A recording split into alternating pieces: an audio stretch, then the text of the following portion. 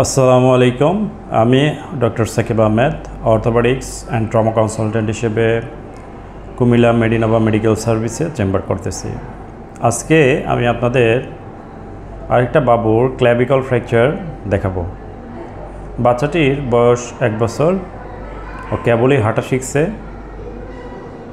তো হাঁটতে হাঁটতে খেলা করতে যেয়ে পড়ে যেয়ে ব্যথা পায়। তো ব্যথা পাওয়ার দরুন ওর কাঁধ ফুলে যায়, বাম কাঁধ। তো আমার কাছে আসার পরে আমি এক্সরে করি।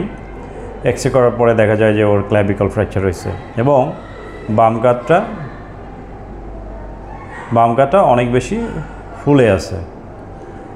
তো বাচ্চারা যখন নতুন হাঁটা শিখে তখন বাচ্চাদের এই ইনজুরি বেশি হয়। যখন হাঁটা শিখে তখন ও অনেক বেশি দৌড়াদৌড়ি করে, হুটহাট করে পড়ে যায়।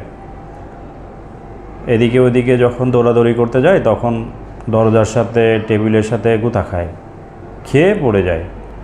তো বাচ্চা যদি কোনো কারণে এভাবে পড়ে, অর্থাৎ আউট স্ট্রেস হ্যান্ডে পড়ে, সেক্ষেত্রে কিন্তু অবশ্যই তার ক্ল্যাভিকল ফ্র্যাকচার হওয়ার একটা সম্ভাবনা থাকে। তো অনেক মারাই অনেক দুশ্চিন্তাগ্রস্ত হয়ে পড়েন যে আমার বাচ্চার তো কাঁধের হাড্ডি ভেঙে গেল, দেখতে হয়তো বা আমার বাচ্চার এটা খারাপ লাগবে, বা তারা চিন্তা করে যে আসলে এখানে কোনো প্লাস্টার করা লাগবে কি না।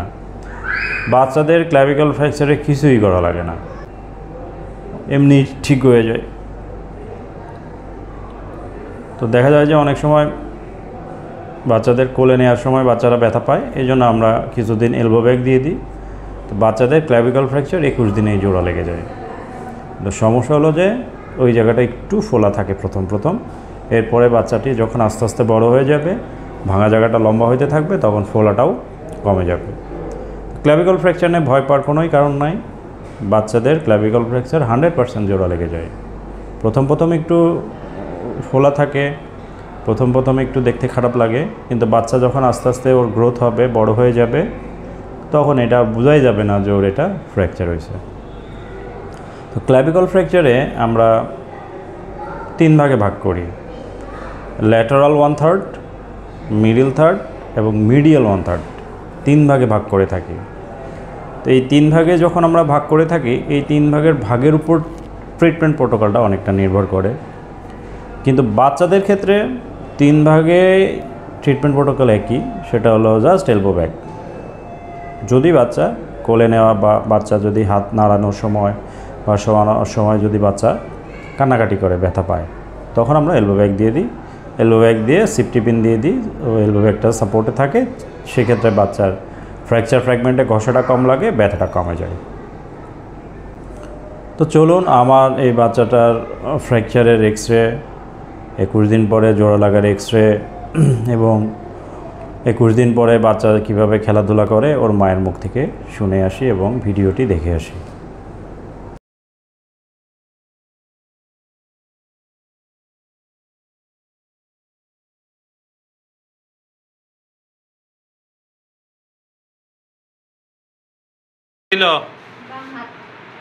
দেখি,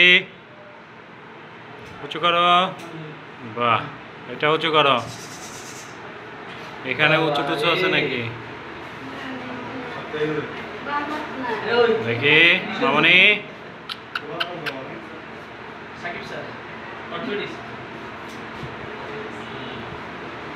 না, ভালো আছে আলহামদুলিল্লাহ, খুবই ভালো আছে। দেখি সাইডে দেন তো ওর হাতটা, ও নাড়াক। খেলাধুলা করে? আচ্ছা, ঠিক আছে। এই তো মা, কি হাত ভালো হয়ে গেছ? এই নাও কলম ধরো। খুশি?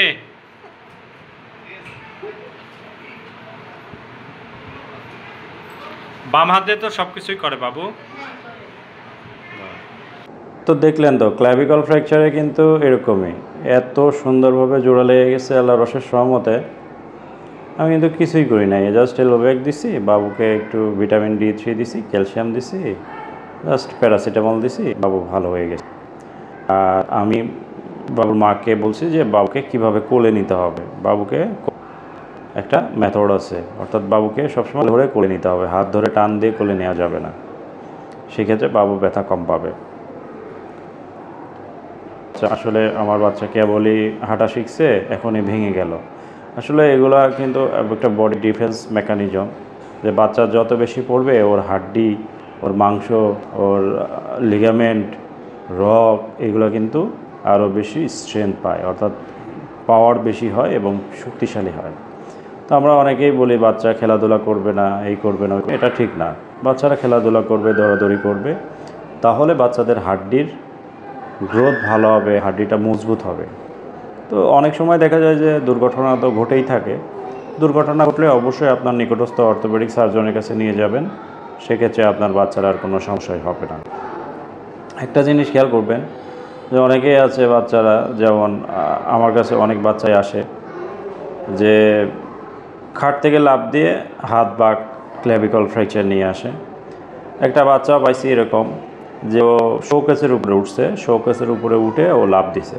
তো লাফ দেওয়ার পরে ওর কনুই জয়েন্ট এত খারাপভাবে ভাঙছে যে আমার আসলে খুবই কষ্ট লাগছে। তো এগুলো হলো কার্টুন দেখছে, শিবা নামে যে কার্টুনটা আছে ওই কার্টুনে দেখছে যে ও শিবা মোটরসাইকেল দিয়ে, এই মোটরসাইকেল বলতেছি, শিবার যে সাইকেল আছে, সাইকেলে এখানে যায় ওখানে যায়, ও লাফ দেয়, ওর তো কিছু হয় না। তো মনে করছে ওরও কিছু হবে না, এই জন্য শিবালা ও ওয়ার্ড্রপের উপর থেকে লাফ দিছে, লাফ দেওয়ার পরে ওর হাতেরটা খুব খারাপভাবে ভাঙছে। তো এরকম অনেক রোগীই কিন্তু পাইছি যে এই কার্টুনগুলো দেখে লাফালাফি করছে, অনেক উপর থেকে লাফ দেয়, সেক্ষেত্রে কিন্তু বাচ্চাদের ফ্র্যাকচার খুব খারাপভাবে হয়। তো আমি বলবো যে যে বাচ্চাগুলা এই ধরনের কার্টুন দেখে আপনারা একটু অ্যাভয়েড করবেন এই ধরনের কার্টুনগুলা বাবুদেরকে না দেখাতে, কারণ ওরা তো ছোট, ওরা কিন্তু বুঝে না যে আসলে অনেক উপর থেকে লাফ দিলে ফ্র্যাকচার হওয়ার সম্ভাবনা থাকে। ওরা তো কার্টুন দেখে যে ওরাদের শিবা তো কিছুই হয় না, উপর থেকে লাফ দেয়, লাফ দিয়ে আবার চলে যায়, আবার সাইকেল চালাচ্ছে, আকাশে উঠতেছে, বাতাসে উঠতেছে। তো এইগুলো আসলে খুবই কাল্পনিক, এবং এই কার্টুনগুলো আসলে বাবুদেরকে না দেখানোই ভালো, কারণ ওদের ছোট মস্তিষ্কে এটা কিন্তু সেট আপ হয়ে যায়। তো ও এটা মনে করছে, করার পরে পড়ে গেছে। তো বাচ্চাটার বাবা আমার কাছে এসে খুবই কান্নাকাটি করতেছিল, বলতেছিল স্যার এরকম কার্টুন দেখে লাভ দিছে শিবা বইলা। তো আসলেই খুব প্যাথেটিক লাগে। এরপরেও আসলে আমাদেরকেই সচেতন হতে হবে, আমাদের বাবুদেরকে যখন ওরা উঠতি বয়সী তখন ওরা অনেক বেশি আঘাতই পাবে, এই জন্য বাবুদেরকে মাঠে খেলতে দেওয়া উচিত বা বাসার উঠানে খেলতে দেওয়া উচিত। দৌড়াদৌড়ি করলো, সেই ক্ষেত্রে পড়লে ওইরকমভাবে ইনজুরি হয় না সচরাচর। এরপরেও দুর্ঘটনার কথা বলা যায় না, দুর্ঘটনা হলে আপনি অর্থোপেডিক সার্জনের কাছে যাবেন। আর ক্ল্যাভিকল ফ্র্যাকচারের ক্ষেত্রে আমি একটাই বলব, দুশ্চিন্তাগ্রস্ত হওয়ার কোনো কারণই নাই। আপনারা খুবই দুশ্চিন্তাগ্রস্ত হয়ে পড়েন বাচ্চাদের ক্ল্যাভিকল ফ্র্যাকচারে কোনো মালিশ, তেল মালিশ কিছুই করা লাগে না, এটা আল্লাহর রহমতে অটোমেটিকভাবে এটা জোড়া লেগে যায়, কেননা এখানে ব্লাড সার্কুলেশনটা অনেক ভালো থাকে। তো আমার মনে হয় ক্ল্যাভিকল ফ্র্যাকচার বাচ্চাদের ক্ল্যাভিকল ফ্র্যাকচার সম্পর্কে আপনাদের যত ভুল ধারণা আছে এগুলো কেটে যাবে এবং আপনারা দুশ্চিন্তাগ্রস্ত থেকে মুক্তি পাবেন। আর এই উদ্দেশ্যে আজকের এই ভিডিওটি করা। আর আমার ভিডিওটি করা আপনাদের দেখানোর উদ্দেশ্য, দেখেন যে ওর মা এবং বাবু দুইজনেই কত সুন্দরভাবে মানে আছেন এখন। ওর মাটা অনেক বেশি খুশি যে বাচ্চার হাতটা ভালো হয়ে গেছে, বাচ্চা স্বাভাবিকভাবেই চলতেছে। তো প্রথমত একটু উঁচু থাকবে, এটা মেনে নিতে হবে, সময়ের সাথে সাথে এটা ঠিক হয়ে যাবে। তোর মায়ের হাসি দেখে আসলে খুব ভালো লাগে, যখন আমরা চিকিৎসা দিই বাচ্চা ভালো হয়ে যায়, বাচ্চার মা বাবা যখন হাসি মুখটা আমাদেরকে দেখান খুবই ভালো লাগে। ডাক্তার হিসেবে নিজেদেরকে আসলে সার্থক মনে হয়। কিন্তু আসলে রুগীরা অনেক বেশি দুশ্চিন্তাগ্রস্ত হয়ে পড়েন এবং আমাদেরকে অনেক মানে জ্বালাতনও করেন অনেক সময় অনেক রুগী, যে স্যার আমার বাচ্চার এই ভেঙে গেছে, ওই ভেঙে গেছে, কী করব, হাজারো প্রশ্ন মনে থাকে। সব প্রশ্নের উত্তর তো আসলে দেওয়া সম্ভব হয়ে ওঠে না।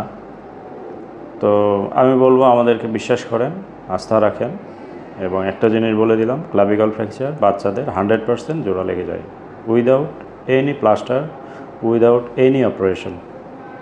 বড়দের ক্লাভিকল ফ্র্যাকচারের ক্ষেত্রে যদি মিডিল 1/3 ফ্র্যাকচার হয়, ডিসপ্লেস ফ্র্যাকচার হয়ে থাকে, impending to rupture, open fracture হওয়া থাকে, যদি স্কিন পাকারিং হয়ে থাকে, সেক্ষেত্রে আমরা অপারেশন করে থাকি। Open reduction and internal fixation by clavicular plate বা রিকন প্লেট বা K wire, modified tension band wiring, বিভিন্ন ধরনের অপারেশন মেথড আছে। আমরা সেই অপারেশন মেথডগুলো করে থাকি। এক এক ফ্র্যাকচারের ক্ষেত্রে এক এক রকম প্রোটোকল আমরা মেনটেন করে থাকি। তো আমার আজকের এই ভিডিওটি দেখে অবশ্যই ভালো লাগলে লাইক করবেন, শেয়ার করবেন এবং বাচ্চাদের ফ্র্যাকচার সম্পর্কিত যদি কোনো প্রশ্ন থাকে অবশ্যই কমেন্ট করে জানায়েন। আর আমার চ্যানেলে যারা নতুন আছেন অবশ্যই সাবস্ক্রাইব করে নেবেন, যাতে পরবর্তী ভিডিওগুলো আপনারা খুব দ্রুত পেয়ে যান। তো সবাই ভালো থাকবেন, সুস্থ থাকবেন এবং উঠতি বয়সী বাচ্চাদেরকে খেলতে দিবেন। পড়ে যে এই মাইনর ফ্র্যাকচারগুলো, এগুলো কোনো ব্যাপারই না, এগুলো একদম ঠিক হয়ে যায়, চিন্তা করার কোনো কারণই নাই। আর বাচ্চাদের খেলতে দিলে বাচ্চাদের কিন্তু বোনের ডেভেলপমেন্টটা অনেক ভালো হয়। তো সবাই ভালো থাকবেন, সুস্থ থাকবেন। আর আমি আরেকটা জিনিসই বলবো, আপনার বাচ্চা যদি কোনো কারণে আঘাত পায় অবশ্যই আপনি আপনার নিকটস্থ অর্থোপেডিক সার্জনের কাছে নিয়ে যাবেন। সেই ক্ষেত্রে কিন্তু বাচ্চার পঙ্গুত্ব থেকে আপনি রক্ষা পাবেন। ধন্যবাদ সবাইকে।